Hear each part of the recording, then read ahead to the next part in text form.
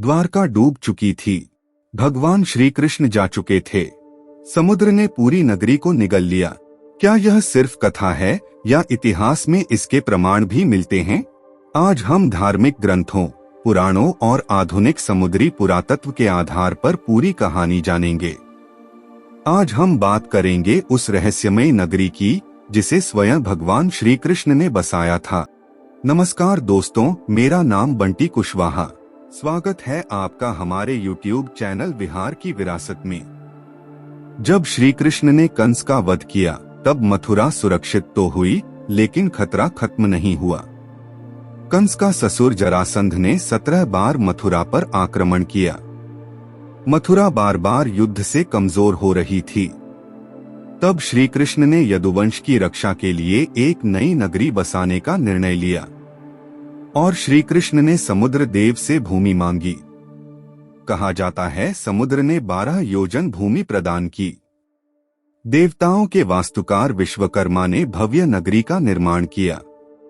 यह नगरी सोने, चांदी और रत्नों से सुसज्जित थी। ऊंचे महल, चौड़ी सड़कें, विशाल द्वार, इसलिए इसका नाम पड़ा द्वारका। द्वारका के बारे में हमें महाभारत, भागवत पुराण, विष्णु पुराण, इन सभी ग्रंथों में बताया गया है। 7 दीवारों से सुरक्षित थी, समुद्र से घिरी हुई थी। चारों ओर विशाल द्वार थे। इसके बाद भी द्वारका को समुद्र ने कैसे निगल गया? जब महाभारत में 18 दिनों का भयंकर युद्ध समाप्त हुआ, तब महाभारत का मैदान लाशों से भर चुका था। कौरव वंश लगभग समाप्त हो चुका था। हजारों योद्धा मारे गए। भीष्म, द्रोण, कर्ण जैसे महान वीर अब इस दुनिया में नहीं थे। युद्ध जीतने के बाद भी युधिष्ठिर के मन में भारी पश्चाताप था। उन्हें लगा कि राज्य के लिए इतना रक्त बहाना क्या उचित था। युद्ध के बाद हस्तिनापुर का सिंहासन खाली था।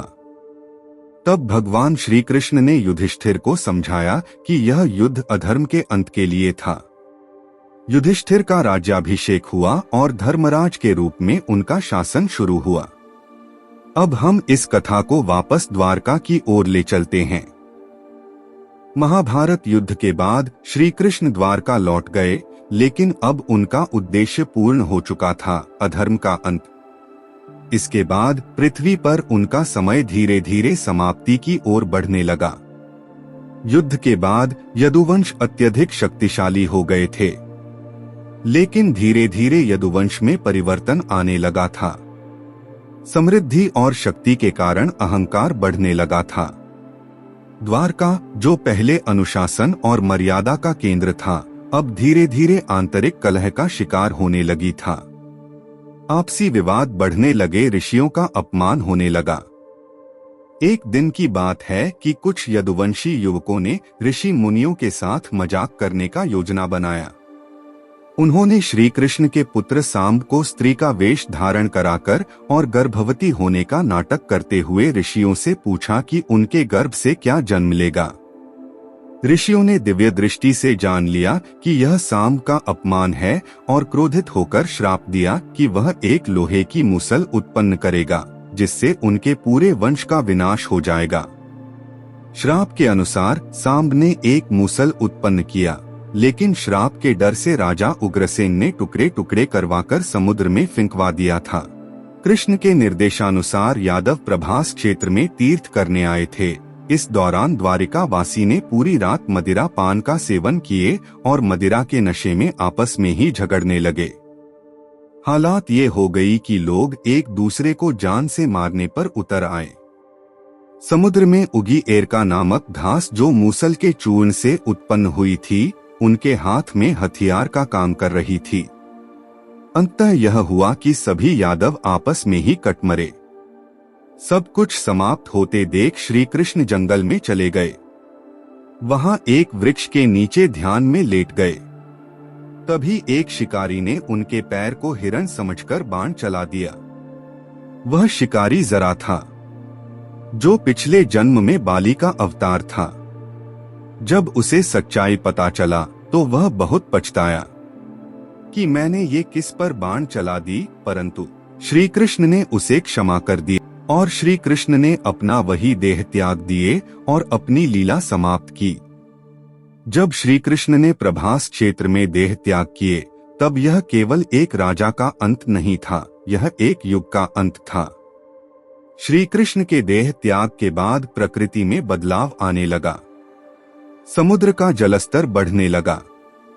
आकाश में अशुभ संकेत दिखाई देने लगा। जब अर्जुन को श्री कृष्ण के देह त्याग का समाचार मिला, तब अर्जुन द्वारका पहुंचे। उन्होंने देखा नगर शोक में डूबा है, यदुवंश समाप्त हो चुका है, महल खाली पड़े हैं।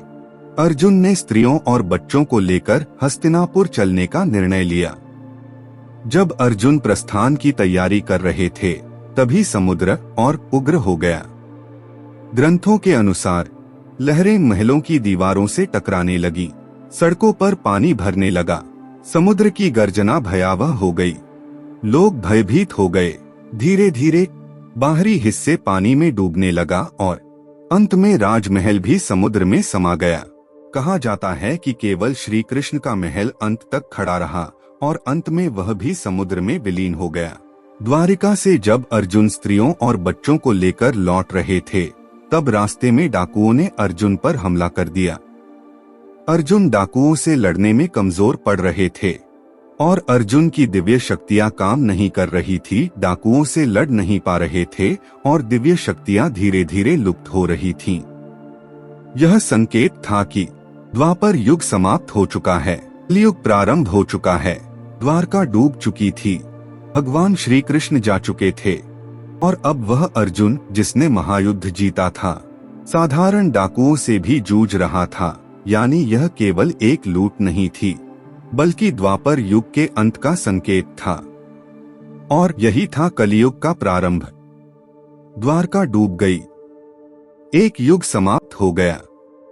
लेकिन इतिहास के ऐसे रहस्य अभी भी बाकी हैं। अगर आप भी जानना चाहते हैं धर्म और इतिहास की छिपी सच्चाइयां, तो चैनल को सब्सक्राइब करना बिल्कुल मत भूलिए। वीडियो पसंद आया हो तो लाइक करें, शेयर करें। राधे राधे, जय श्री कृष्ण।